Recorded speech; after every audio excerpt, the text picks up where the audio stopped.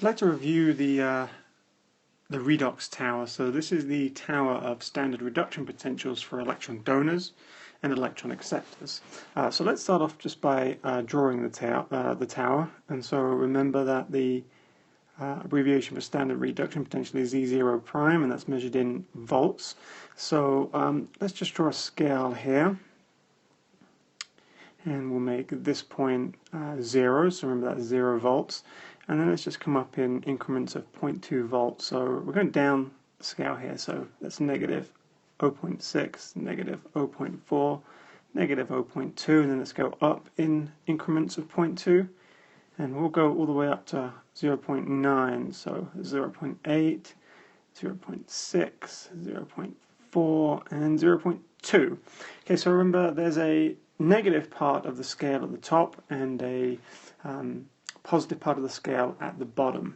So let's just put some redox couples on here. So let's start down at the positive end. So let's put down here oxygen and water as the couple. And you're familiar with that couple because that's what you use in your mitochondria.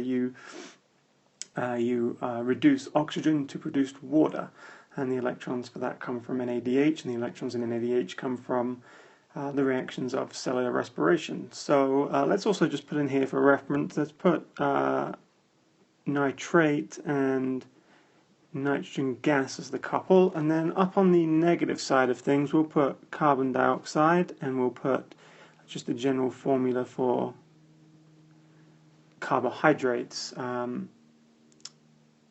So that should be CH2ON, so that should be CH2ON in there. And let's just put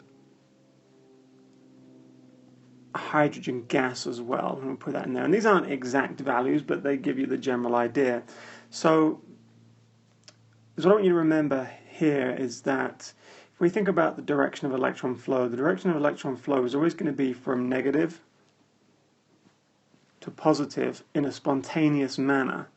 So that means that if electrons move from carbohydrates or from hydrogen gas to, for example, oxygen yielding water, then that's going to happen spontaneously, and so that is an exergonic reaction. So delta G here would be negative.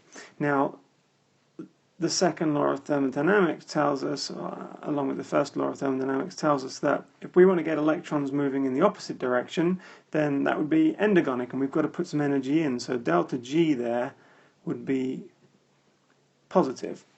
Okay, so basically electrons flow from a more negative to a more positive standard reduction potential in a spontaneous and exergonic way. And if you want to push electrons up the tower, then you've got to do some work, and so that reaction, or those reactions, would be endergonic.